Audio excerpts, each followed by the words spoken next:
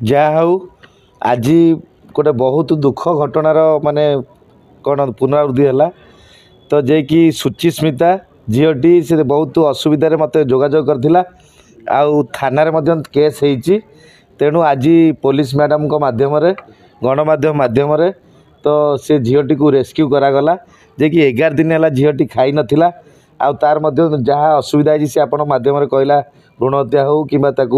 Operation हो तो विभिन्न प्रकार निर्यातना मानसिक शारीरिक दि जाइए तेणु वर्तमान रहा आग को जो केस होती केस इन्वेस्टिगेशन जे मदा थाना मैडम करेंगे आउ तार जहाँ भी सविश तथ्य आईन अनुसार जी दंडित हवा कथा कार्यानुष्ठान हम आउ जदि किसी आईन त्रुटि रहा आम ये केस को हाईकोर्ट में क्वासिंग करूँ। सर जो देखा भर दुटा अभियोग महिला अभियोग कर गर्भ नष्ट करपटे जदि देखा 11 दिन धरी एक कोठरी भितर बंद कर आईन अनुसार कौन सब दंड विधि लागू हम जे आज्ञा देखु भ्रूण हत्या गोटे धातव्य अपराध जनक बिना परमिशन रे ताकू न जनईकि स्त्री परिचय न देकरी ऑपरेशन करवा सेटा गोटे धातव्य अपराध तेणु निश्चिंत या उपरे बहुत दंड रही तेणु यार इनक्वारी सत कि मिछ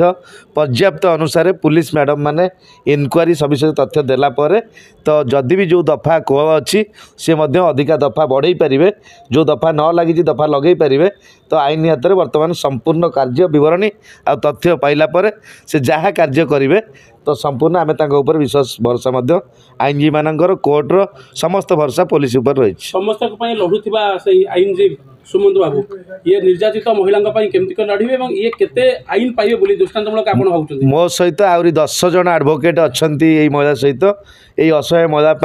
वर्तमान 10 जन आईनजीवी विभिन्न प्रकार जो कौन आलिगेसन करने कथा कोर्ट रे जोटा मेंटेनेंस फाइल करने कथा विभिन्न प्रकार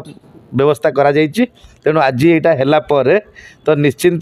से महिला को सुरक्षा देवाई न्याय आम हाईकोर्ट रे आउ विभिन्न प्रकार मकदमा करूँ।